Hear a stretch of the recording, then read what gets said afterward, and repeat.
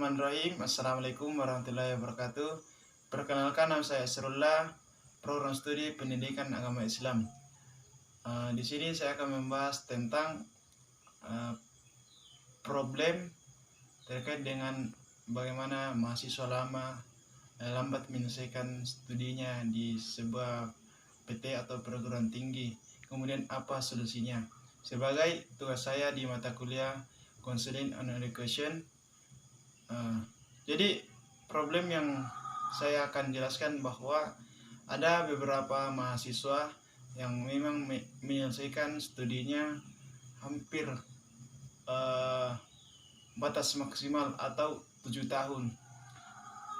Lalu saya melakukan beberapa perbincangan atau bertanya-tanya terhadap mereka, kenapa mereka lambat selesai dari batas normal.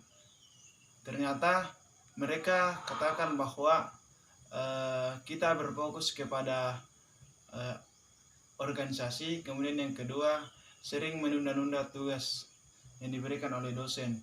Jadi ini dua sebenarnya yang menjadi fundamental. Namun ada beberapa problem-problem yang menghambat lambatnya penyelesaian studi. Namun ini yang paling urgent atau alasan yang paling sering muncul ketika kita menanyakan kepada mereka yang lambat selesai, yaitu bergelut di dunia organisasi, kemudian yang kedua lambat atau menunda-nunda tugas yang diberikan. Ya, betul bahwa yang dikatakan beberapa teman-teman bahkan dosen sekalipun bahwa sangat perlu melakukan atau terjun ke dunia organisasi. Kan ada game bahwa kaki kanan adalah kampus, kemudian yang kedua kaki kiri adalah organisasi. Jadi dia beriringan untuk melangkah. Namun yang perlu diketahui bahwa dalam hal ini kita sebagai mahasiswa tidak serta-merta mentitik fokuskan kefokusan kita kepada organisasi, sehingga amanah yang diberikan oleh orang tua dari kampung atau dari kota untuk menuntut ilmu dalam bangku perkuliahan itu, mereka memaknai bahwa perkuliahan itu hanya dilaksanakan atau maksimal sekali 4 tahun.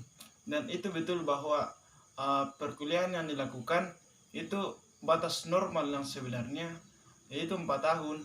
Namun ada beberapa mahasiswa yang selesai pada waktu 7 tahun dan lain-lain.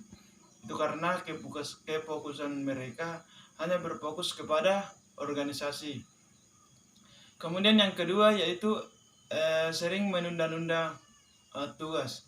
Ini hal yang mendasar sebenarnya buat kita, bahwa kita seringkali memandang enteng berbagai tugas yang diberikan oleh dosen pengampu mata kuliah, sehingga deadline-nya kita pun belum sempat menyelesaikan tugas tersebut dan akhirnya waktu selesai atau berakhir.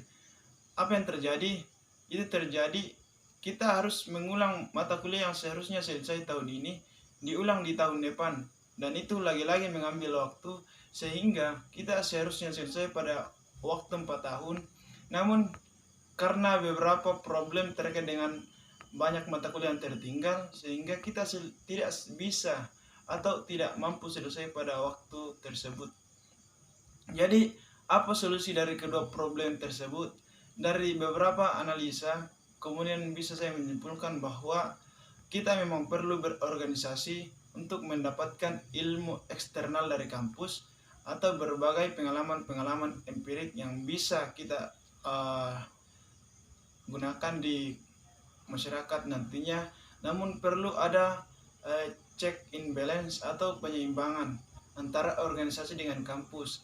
Kita tidak serta-merta memfokuskan kepada satu titik, yaitu kepada organisasi. Namun kita harus menyeimbangkan sehingga kita mampu atau kita bisa mendapatkan pengetahuan dari luar kampus dan juga pengetahuan dalam kampus pada intinya. Kemudian yang kedua, dalam hal ini penundaan atau keseringan menunda-nunda pekerjaan itu harus dirubah, yaitu mengerjakan sesuai dengan waktunya atau bahkan sebelum itu lebih baik, sehingga mata pelajaran yang tertinggal atau bahkan mata pelajaran yang seharusnya selesai tahun ini bisa betul-betul selesai dan kita selesai dalam studi pendidikan kita tepat pada waktu normal, yaitu 4 tahun. Mungkin itu dua problem yang saya jelaskan, dan saya memberikan solusi sebagai kesimpulan bahwa kedua dari problem hal ini memiliki solusi untuk diri kita pribadi. Kemudian kita tanamkan dalam diri pribadi bahwa kita bertanggung jawab atas hal yang kita lakukan, sehingga apa yang dikatakan Gestalt bahwa hal yang singkat ketika kita memiliki makna yang di dalamnya bagus, maka itu akan mendapatkan pengaruh kepada diri pribadi atau kepada diri sendiri maupun kepada orang lain. Sekian dari saya. Assalamualaikum warahmatullahi wabarakatuh.